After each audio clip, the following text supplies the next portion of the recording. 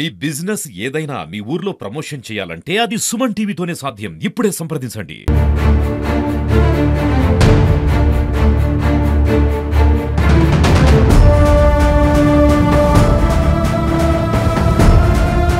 వర్షాలు రావట్లేదా? రైతులు ఉట్టిగా నీ లారీ కోసం వెయిట్ చేయాలా?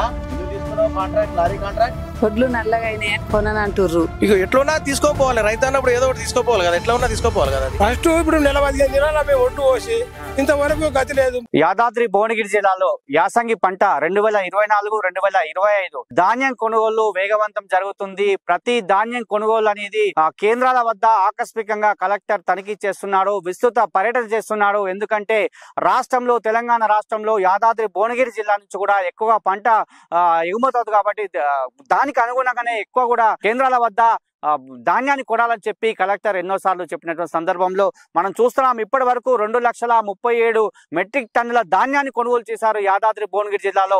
ఇప్పటి వరకు 435 కోట్ల రూపాయలు వాళ్ళ ఖాతాల్లో పడ్డదని చెప్తున్నారు. ఈ వారం రోజుల్లో ఇంకా కూడా ఎక్కడ ధాన్యం ఉన్నా ప్రతి గింజ కొంటా అని చెప్పి కలెక్టర్ ఎన్నోసార్లు చెప్పిన సందర్భము.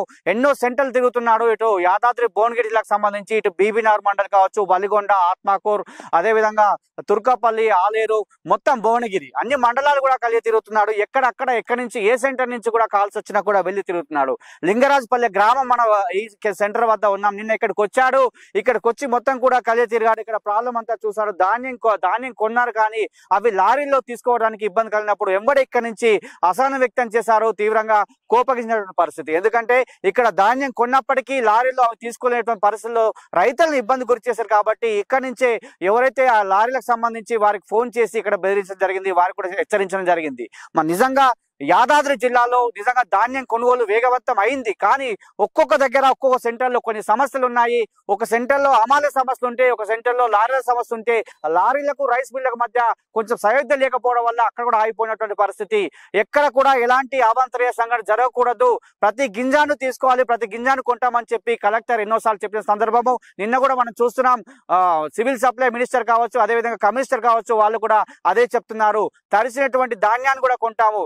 ఎందుకంటే యాదాద్రి జిల్లాలో అకాల వర్షాలకు ఎంతో మంది రైతులు బలైనటువంటి పరిస్థితి. ఎందుకంటే ఈ అకాల వర్షాల వల్ల అనుకోకుండా జరిగినటువంటి సంఘటన వల్ల ధాన్యం మొత్తం కూడా తడిసినటువంటి పరిస్థితుల్లో, మొలకలు కూడా ఎత్తినటువంటి పరిస్థితుల్లో ప్రతి ధాన్యాన్ని కొనాలని చెప్పి నిన్న సివిల్ సప్లై మినిస్టర్ కూడా చెప్పినట్టు సందర్భం చెప్పొచ్చు. మనం చూస్తున్నాం లింగరాజపల్లికి సంబంధించి సెంట్రల్ లో ఉన్నాం. ఇక్కడ రైతులను కూడా చూస్తున్నాం.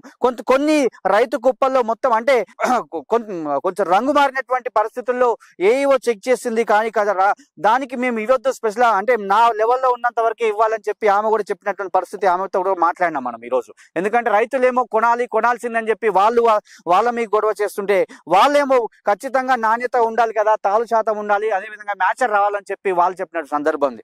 అదేవిధంగా ఇక్కడ ఉన్నటువంటి రైతులను మనం కొంతమంది అడిగినప్పుడు కూడా అదే విషయం చెప్పినటువంటి పరిస్థితి అని చెప్పవచ్చు. నిజంగా ఏది ఏమైనప్పటికీ ధాన్యం కొనుగోలు కేంద్రం వద్ద ఖచ్చితంగా ధాన్యాన్ని కొనాల్సిందే అని చెప్పి రాష్ట్ర మంత్రివర్గం ముఖ్యమంత్రి చెప్పిన సందర్భంలో నిన్న కూడా వీడియో కాన్ఫరెన్స్ అదే చెప్పారు. కలెక్టర్లు కూడా అదే నేను మాట్లాడాలా, కలెక్టర్ గా నేను నీతో మాట్లాడాలా లారీల కోసం? ఎందుకు తీసుకున్నావు కాంట్రాక్ట్? పల్లెకనా బ్లాక్ లిస్ట్ లో పెడతా, పోలీస్ కేసు పెడతా నీ మీద. పల్లెలకు లారీలు పంపవా? సరిపోద్దా? వర్షాలు రావట్లేదా? రైతులు ఉట్టిగా నీ లారీ కోసం వెయిట్ చేయాలా? 2 పెట్టినా, 1 పెట్టినా అంటావు. ఎవరి కోసం పెట్టావు? ఎందుకు తీసుకున్నావు కాంట్రాక్ట్, లారీ కాంట్రాక్ట్? నువ్వు ఈ కథలు చెప్పకు. అన్లోడ్ అన్ని చోట్ల అవుతుంది, లారీలు పెంచుకో, పంపు, లేకపోతే మాత్రం రేపు పోలీస్ కేసు పెడతా. నేను డబ్బులు ఎట్లా గీయను, బ్లాక్ లిస్ట్ పెడతా. పల్లెలకు పంపి, 2 పల్లెలకు 2 పంపి. ఇప్పుడు రాకపోతే ఆ సెంటర్ తోటి తహసీల్దార్ తోటి కేసు పెడతా నీ మీద. పంపి. ఒడ్లు తాలుంది, చెక్ చేసినాక పెట్టుకపోతామంటారు. అంటే చెకింగ్ పోయి తీసుకొని పోతుంది మేడం. అంటే ఎట్లా అని మనం అడుగుతున్నాం మేడం. సెంటర్ ఇన్ఛార్జ్ ఏమంటారు? సెంటర్ ఇన్ఛార్జ్ కూడా కొద్దిగా చెక్ చేసినాక వచ్చి తీసుకొని పోతాం అని మాట్లాడుతారు. అట్లా కలెక్టర్ వచ్చినా కానీ చేస్తున్నట్టే చేస్తారు సార్. ఇక మరి కొన్ని అవకతవకలు ఉన్నాయి కాబట్టి చేస్తారు వాళ్ళు కూడా. కొద్దిగా ఏం ప్రాబ్లం ఏమైతుంది ఫైనల్ గా చెప్పు? తాలు ఉందని అంటారు సార్, ఒడ్లల్లో పట్టలేదు. తాళ్ళు ఇంకా డిస్కలర్ తోటి ప్రాబ్లం వస్తుంది, మళ్ళీ మిల్లులు మాకు ఇబ్బంది పెడతారని వాళ్ళు అంటారు. అట్లా మీరేం కోరుకుంటారు? ఇక ఎట్లున్నా తీసుకోపోవాలి, రైతు అన్నప్పుడు ఏదో ఒకటి తీసుకోపోవాలి కదా, ఎట్లా ఉన్నా తీసుకోపోవాలి కదా. అది రైతుకి ఇబ్బంది పెట్టేది చేయొద్దని తాలుండని ఎట్లానే ఉండని తడిసినా కూడా కుప్ప పోసి పెట్టినాం. ఒడ్లు కొనాలని చెప్తున్నాం మనం. ఇప్పుడు డిస్కలర్ ఉందన్నారు, సరే తాగుందంటే మళ్ళీ పట్టమంటే పడతాం. డిస్కలర్ అంటే దానికి సొల్యూషన్ ఏం అని అడుగుతున్నాం. సొల్యూషన్ కూడా చెప్పకుండా మేము చెప్పేది కదా అంటే మేము ఎవరిని అడగాలి మరి వదిలేసాలి, అట్లనే వదిలేసి పోమంటే కూడా వదిలేసిపోతాం అని చెప్తున్నాం. ఇక సెంటర్ ఇన్ఛార్జ్ ఏమంటారు? సెంటర్ ఇన్ఛార్జ్ ఏమనట్లేదు, చెక్ చేస్తారు మేడం, చెక్ చేస్తారు అని చెప్తున్నారు. మేడం ఏమంటుంది, డిస్కలర్ ఉన్నాయి అని చెప్తున్నది. సరే మరి సపరేట్ లోడ్ అవుతుంది కదా, లోడ్ తీసుకొని అయితే వెళ్ళండి, అక్కడ దింపుకుంటే తర్వాత ఏమైతుందో చూద్దామని మేము అంటున్నాం. ఇప్పుడు తీసుకున్న మిల్లు అయితే అందాక పోయినప్పుడు అయితే దింపుకోకుండా ఉండరుగా అని చెప్తున్నాం. సపరేట్ లోడ్ మొత్తం అవుతుంది, అది తీసుకుని వెళ్ళాలని మేము అంటున్నాం. లేదు చెక్ చేసినాకనే తీసుకెళ్తామంటే మాది అయిపోయినాకనే మిగతా ఈ జోకూర అని మేము అంత డిమాండ్ చేస్తున్నాం అన్నారు. అది జోకినాక జోక్తా ఉన్నారు, చెక్ చేశారు, ఓకే అయిపోయినాయి, జోక్తా ఉన్నారు. ఎన్ని రోజులు తీసుకొచ్చి ఇబ్బంది లేదు అంటే సీరియల్ ప్రకారం వస్తుందండి. ఇవి వచ్చి నెల అవుతుందండి, ఎండ వచ్చేసి కొన్ని కోసే వరకు 20 రోజుల పైన అవుతుంది. ఈ మార్కెట్ లో సీరియల్ ప్రకారం జోక్కుంటూ వస్తారండి. ఒడ్లు నల్లగా అయినాయి అని కొనని అంటుర్రు. మేము కష్టపడి ఏం లాభం? ఇంతవరకు మేము వ్యవసాయం చేసుకొని మేము కష్టపడి కుప్పలు పోసుకొని పరదలు చిందికి ఇవన్నీ కూలీలను పెట్టి పట్టిపిస్తే అందరికి గదే మిషన్ పట్టింది, అందరి ఊర్లే కూలీలే పట్టిర్రు, మాకు వేరే పట్టిర్రా తీసుకొని అంటుర్రు. ఎన్ని రోజులు అయిందమ్మా? నెల అవుతుంది, నెల 15 రోజులు అవుతుంది ఒకరిని రాసులు పోసి. అంటే నల్లగుని కొన అంటుర్రా? కొనని అంటుర్రు. నేను కలెక్టర్ వచ్చిపోయిండు వచ్చిండు కానీ రాసి దగ్గర దాకా రాలి, అక్కడికి వచ్చి అక్కడనే మాట్లాడిండు వెళ్ళిపోయిండు. మంచిగానే మాట్లాడిండు, వచ్చింది కలెక్టర్, తను తప్పేం లేదు, ఇక్కడనే తప్పులు ఉన్నాయి అన్ని. కలెక్టర్ మంచిగానే చెప్పిండు, లారీలు వస్తలేవు, లారీల ప్రాబ్లం ఉంది, లారీలు రప్పియాలని వాళ్ళకి ఫోన్ చేసి మీరు ఎందుకు కండక్టర్ పట్టిర్రు, లారీలు తోలియాలని చెప్పారు. 10 మంది ఉన్నాం సారు, మాకు 10 మంది కలిపితే ఒక లారీ అవుతాయి. మా ఊర్లు వర్షం వస్తే మాకు ఇబ్బంది అవుతుంది అని బాధ. అట్లా మేము పోసి ఇప్పుడు 20 రోజులు అవుతుంది సార్. వస్తుందని భయం పెద్దగా అవుతుంది. వరద పాటుకున్నాయి, నాంతాయి, మొలకలు వస్తాయి. ఇప్పుడు పటేల్కు ఏమైందంటే వాళ్ళ నాయన చచ్చిపోయిండు, కూలీలు ఏమన్నారు, వరద పాటుకు వచ్చారు, మొలకలు ఎట్లా వచ్చినాయో చూడుకోండి. అందు గురించే బాధపడుతున్నాం. మాకు మాయా దాదాపు నెల అవుతుంది. ఇదరా మాకు పంట లేటుగా వచ్చింది. ఫస్ట్ ఇప్పుడు నెల 15 దినాల మేము ఒడ్లు పోసి ఇంతవరకు గతి లేదు. మరి లారీలు పంపరా అయితే మేము అంటే ఎన్ని రోజులు ఉంటాయి, మళ్ళీ కాలం వస్తూనే ఉండే. ఈ కాలంలో ఒడ్లన్నీ నానిపోతుంటే మరి ఏం చేయాలి మేము ఇప్పుడు? ఎందుకంటే మరి మీరే చెప్పాలి కదా, రైతు మీరు చేయాలి కదా. మీరు రైతులు చెప్తే ఇంటలేరు కదా, మీరు ఆడ ఉండి మేము పంపిస్తున్నాము, అది పంపిస్తున్నాము, ఇది చేస్తున్నాము అని మాట్లాడతారు. ఎవరు పంపించేది లేదు, చేసేది లేదు. ఇప్పుడు పోసి నెల 15 దినాలు మేము ఇక్కడ పోసి ఒడ్లు చూడు బాగా కోసి మోతాదు కొట్టుంటే గానే ఉంటాయా? అంత పెద్ద పెద్ద రాసులు అన్ని ఉన్నాయి. రేపు వర్షం అయితే ఎక్కడికి పోవాలి మేము? వెనక జీరో ముందుగా వచ్చినానికి ఒక 2 బండ్లకు పైసలు తీసుకోరు. 3వ బండికి మాకు 200 ఇస్తేనే మేము పోతాం. ఇంకో 4వ బండికి ఇంకో 500 ఇస్తేనే పోతాం, 600 ఇస్తేనే పోతాం. మాకు ఆడ లోడ్ తీస్తలేరు, ఇది చేస్తలేడు, మాకు ఆ సార్ ఫోన్ చేయలేదు అని మాట్లాడతారు. మా సార్నేమో వస్తున్నాయ్యా, తీసుకుంటున్నాం అయ్యా, మేము పంపిస్తున్నాం సార్. నేను మా వాళ్ళు పోయి ధర్నా చేస్తే రేపు తప్పకుండా 3 లారీలు వచ్చినాయి, 3 వచ్చినాయి లారీలు నిలబడి ఉన్నాయి లారీలు. చెప్పు. ఎఫ్ఏక్యూ ప్రకారం నామ్స్ లేవు, కానీ ఏఈఓ సర్టిఫై చేస్తే మేము కొనగలుగుతాం ఆ ఓట్లు ఎవరైనా. అది ఏంటంటే డిస్కలర్ ఉన్నాయి కాబట్టి మిల్లర్స్ గా అలా ఐఆర్ ఆఫీసర్ కు షాంపిల్స్ చూపించిన తర్వాత సివిల్ సప్లై డిపార్ట్మెంట్ కు ప్లస్ మిల్లర్స్ కు షాంపిల్స్ తీసుకుపోయిన తర్వాత వాళ్ళు ఓకే అయిన తర్వాత మేము పర్చేజ్ చేయడానికి మేము సిద్ధం. మీరు పై అధికారులు చెప్పొచ్చు. పై అధికారులు చెప్తున్నాం సార్, అదే మేము వచ్చి కొలుస్తాయి. ఎందుకంటే ఉన్న రైతులు తక్కువ మంది, మేము మా నామ్స్ మేమేందంటే రైతుకు మిల్లర్స్ కు మధ్యవర్తులం మేము. ఎందుకంటే నామ్స్ ప్రకారం కొని మేము మిల్లుకు పంపాలి. ఆ ఫర్దర్ తాలు ఉన్నా గానీ ప్లస్ డిస్కలర్ అయినా గానీ ఆ ఏఈఓస్ వాళ్ళు ఏంది సివిల్ సప్లై డిపార్ట్మెంట్ కు వాళ్ళు పంపిస్తారు. పంపించిన తర్వాత వాళ్ళు ఓకే అయిన తర్వాత మేము పర్చేజ్ చేయడానికి మేము సిద్ధంగానే ఉన్నాం. మీరు రైతులు కొనడానికి సిద్ధంగా ఉన్నాం. ఎన్ని ఓట్లు ఉన్నా కానీ కొనడానికి మేము సిద్ధం. మేము చెప్తూనే ఉన్నాం కదా అన్న. గొడవ అంటే శాంపిల్ అది కొనాలని ఇప్పుడు నెక్స్ట్ సీరియల్ ఉన్నది, ఆ రైతు జోక్తాం, శాంపిల్ వచ్చిన తర్వాత జోక్తామని చెప్తున్నాం మేము. లారీలు డైలీ వచ్చి ఇప్పటి వరకు 30,000 చిల్లర బస్సాలు ఉన్నాం. ఇంకా మినిమం ఇంకా 15 లారీలు అయితే ఖతం అయిపోతాయి. ఇక్కడ కొంతమంది అక్కడ రంగు మారిన దాని అయితే తీసుకో ఆమ్స్ ప్రకారం మేడం ఏవో సర్టిఫై చేస్తే మేము దాన్ని పంపించగలరు. మాది ఆస్కారమే లేదంట, రంగు మారిన దాన్ని మేడం సర్టిఫై చేస్తే మేము పంపించగలం. మాది పంపిస్తా ఉంటుంది. ధైర్యం మీరు చెప్పాలి కదా సెంటర్ ఇన్ఛార్జ్. ఆమె ఆర్మ్స్ ప్రకారం మాకు ఇస్తే మేము పంపిస్తాం. ప్రకారమే మేము చేస్తామని చెప్పి చెప్తే ధైర్యం ఇవ్వాలి. మాకు సర్టిఫై సర్టిఫై ఇస్తే మేము పంపిస్తాం.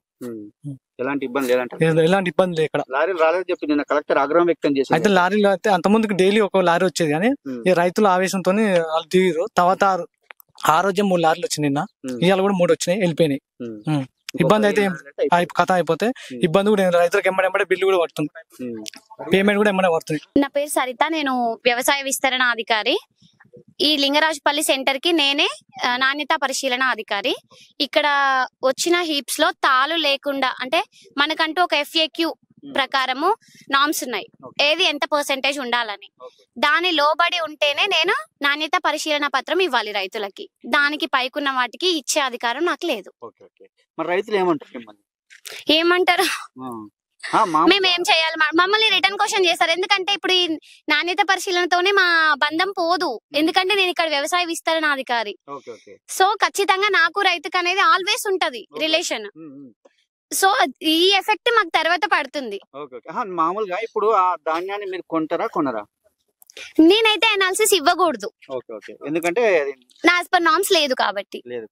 మరి రైతులు ఏమో ఇబ్బంది పడతారు, ప్రతి ధాన్యం కొంటామని మినిస్టర్ చెప్పింది. అవును, మరి ఎట్లా దాని పై అధికారులకు మేము మళ్ళీ పంపిస్తాం శాంపిల్. ఒకవేళ సివిల్ సప్లై వాళ్ళకి కూడా పంపిస్తాము. ఇప్పుడు పంపిస్తాం మేము ఖచ్చితంగా. ఒకవేళ మా పరిధిలో అయితేనే ఇచ్చేస్తాము, లేదు అంటే మేము మళ్ళీ శాంపిల్ తీసి పంపిస్తాము. నిజంగా ఈసారి మాత్రం విపరీతమైనటువంటి ధాన్యం వచ్చినప్పటికీ దాన్ని కొనాలనే ఉద్దేశంతో కలెక్టర్ ఆకస్మికంగా ఎన్నో కేంద్రాలు తనిఖీ చేస్తున్నాడు, ఎన్నో కేంద్రాల వైపు తిరుగుతున్నాడు. ప్రతి ఏ కేంద్రం వద్ద ఎలాంటి సమస్య వచ్చినా కూడా ఖచ్చితంగా అక్కడే ఉండి అధికారులకు ఫోన్ చేస్తున్నాడు. ఎందుకంటే ఇదంతా కూడా సమన్వయంతో పనిచేయాలి. ఇటు అగ్రికల్చర్ ఆఫీసర్స్, ఇటు సివిల్ సప్లై ఆఫీసర్స్, ఇటు రెవెన్యూ సిబ్బంది, అదే విధంగా వీళ్ళందరూ కూడా సమన్వయంతో పనిచేస్తేనే ఈ ధాన్యం అంతా కూడా తరలిపోతుంది తప్ప. ఎందుకంటే కొన్ని సెంటర్లో నెల నుంచి 15 రోజులు టైం పడుతుంది కాబట్టి అంత సమయం పట్టొద్దని చెప్పి కలెక్టర్ కూడా చెప్పినట్టు సందర్భం చెప్పవచ్చు. నిజంగా యాదాద్రి భువనగిరి జిల్లాలో ఎక్కడ ఏ సెంటర్కి వెళ్తారో తెలియని పరిస్థితిలో ఉంది కలెక్టర్. ఎందుకంటే ఆకస్మిక తనిఖీలు కావచ్చు, అదే విధంగా రైతులు ఫోన్ చేసినా కూడా ఎంబడే అక్కడికి వాలిపోతున్నాడు. ఇక్కడ లింగరాజుపల్లికి వచ్చాడు, మన జూలూరుకి వచ్చాడు, అదే విధంగా చాలా సెంటర్లు తిరిగినటువంటి పరిస్థితి. రాజపేట మండలంలో కూడా మన జరిగినటువంటి సంఘటన మనం చూసాం. దళారులకు కూడా, అంటే ఇంకొక దళారులకు ఎట్టి పరిస్థితిలో ధాన్యం అమ్మొద్దని చెప్పి చిన్నకారు రైతులకు చెప్పిన సందర్భము. ప్రతి గింజను ప్రభుత్వం కొంటుంది, ఐకేపీ సెంటర్లకు ఉంటుంది, PACS సెంటర్ ద్వారా ఉంటుంది. కాబట్టి ఎట్టి పరిస్థితిలో కూడా ఈ ధాన్యాన్ని దళారులకు అమ్మొద్దు. నిన్న దళారులకు అమ్మినట్టు సందర్భంలో దళారులను ముగ్గురిని కూడా క్రిమినల్ కేసు పెట్టడం జరిగింది. అదే విధంగా AEOని సస్పెండ్ చేయడం జరిగింది. అక్కడ జూలూరు కేంద్రంలో కూడా ఒక AEO సెంటర్ అధికారి సస్పెండ్ అయ్యాడు. కాబట్టి నిజంగా ఎక్కడ కూడా ఎలాంటి అవాంతరయ్యే సంఘటన జరగకూడదు, ప్రతి రైతు గింజ కొనాలనే ఉద్దేశంతో కలెక్టర్ పర్యటిస్తున్నాడు. మరి ఇక్కడ ఉన్నటువంటి కొన్ని కేంద్రాల వద్ద కొన్ని సమస్యలు అయితే ఉన్నాయి. కొన్ని కేంద్రాల వద్ద గన్ని సంచుల కొరత, కొన్ని కేంద్రాల వద్ద టార్పన్ల కొరత, కొన్ని కేంద్రాల వద్ద అమాలీల కొరత, కొన్ని కేంద్రాల వద్ద లారీల కొరత. మరి ఇట్లా ఎక్కడ ఒక్కొక్క సెంటర్లో ఒక్కొక్క సమస్య మనకు చెప్తున్నారు. కాబట్టి సుమన్ టీవీ కూడా క్షేత్రస్థాయి పరిశీలన చేసింది. నిన్న మొన్న కూడా మనం చాలా సెంటర్లో తిరిగినప్పుడు చెప్పినటువంటి సమస్యలు ఇవే. కాబట్టి ఇప్పటి వరకైతే 2,37,000 మెట్రిక్ టన్నుల ధాన్యాన్ని కొనుగోలు చేసింది. 425 కోట్లు రైతుల ఖాతాలో జమ అయ్యాయి. ఇంకా కూడా ఈ పక్షం రోజుల్లో ఖచ్చితంగా మొత్తం ప్రతి గింజ కొంటామని చెప్పారు. కానీ నిన్న మొన్న మరి వీడియో కాన్ఫరెన్స్ లో కూడా చెప్పింది అదే, తడిసినటువంటి ధాన్యాన్ని కొంటాము, అదే విధంగా నాణ్యత కొంచెం లేనటువంటి వాడిని కూడా దానికి కూడా ధర ఇచ్చి కొంటామని చెప్పినటువంటి సందర్భం కావచ్చు. కాబట్టి అంతా కూడా అధికారులు సమన్వయంతో పనిచేసి రైతులు ఎలాంటి ఇబ్బంది చేయొద్దని చెప్తున్నారు. అదే విధంగా స్థానిక ఎమ్మెల్యేలు కావచ్చు, ఇటు భువనగిరి ఎమ్మెల్యే, అటు ఆలేరు ఎమ్మెల్యే, ఇటు మునుగోడు ఎమ్మెల్యే కావచ్చు, ఈ యాదాద్రి జిల్లాకు సంబంధించి ఎమ్మెల్యేలు, అదే విధంగా MP కూడా అదే చెప్తున్నారు. ఎట్టి పరిస్థితుల్లో రైతులను ఇబ్బంది కలిగించొద్దు, ప్రతి ధాన్యాన్ని కొనాలని చెప్తున్నటువంటి పరిస్థితి. కాబట్టి ఈ పరిస్థితిలో ఏ కేంద్రాల వద్ద కూడా రైతులను ఇబ్బంది కలిగించొద్దని చెప్పి సుమన్ టీవీ పక్షం కూడా వేడుకుంటున్నటువంటి పరిస్థితి. కాబట్టి ప్రధానంగా ఇటు వ్యవసాయ అధికారులు, అటు సివిల్ సప్లైస్ అధికారులు, ఇటు రెవెన్యూ సిబ్బంది వీళ్ళంతా కూడా ఒక సమన్వయంతో పనిచేస్తూ మొత్తం కూడా డాటా ఎంట్రీ చేస్తూ ఎంత ధాన్యం పోతుంది, ఎంత ధాన్యాన్ని ట్యాబ్ లో ఫీడ్ చేస్తున్నారు, అదే విధంగా వాళ్ళకు ఎంత అమౌంట్ పడుతుంది ఖాతాలు అనేది కూడా చెక్ చేసుకుంటున్నారు. కాబట్టి దీన్ని అంతా కూడా ఎట్టి పరిస్థితుల్లో కూడా ఎక్కడ కూడా లేట్ చేయొద్దు, ఎక్కడ కూడా పని అనేది లేట్ చేయదని చెప్పి కలెక్టర్ ఎన్నోసార్లు చెప్పిన సందర్భం. నిన్న కూడా మనం చూసా వీడియో కాన్ఫరెన్స్ కూడా, కలెక్టర్ కాన్ఫరెన్స్ లో కూడా అదే చెప్పడం జరిగింది. దాని తదనంతరం ఎన్నో సెంటర్లు తిరిగాడు. కాబట్టి ఎట్టి పరిస్థితుల్లో కూడా ప్రతి ధాన్యాన్ని కొనాల్సినటువంటి బాధ్యత అధికారులపై ఉంది కాబట్టి ఖచ్చితంగా కొనాలని చెప్పి కోరుకుంటున్నటువంటి పరిస్థితి. ఇది ధాన్యం కొనుగోలు కేంద్రాల వద్ద ఉన్న పరిస్థితి. కెమెరామెన్ అరుణ్తో శరత్, యాదాద్రి భువనగిరి జిల్లా.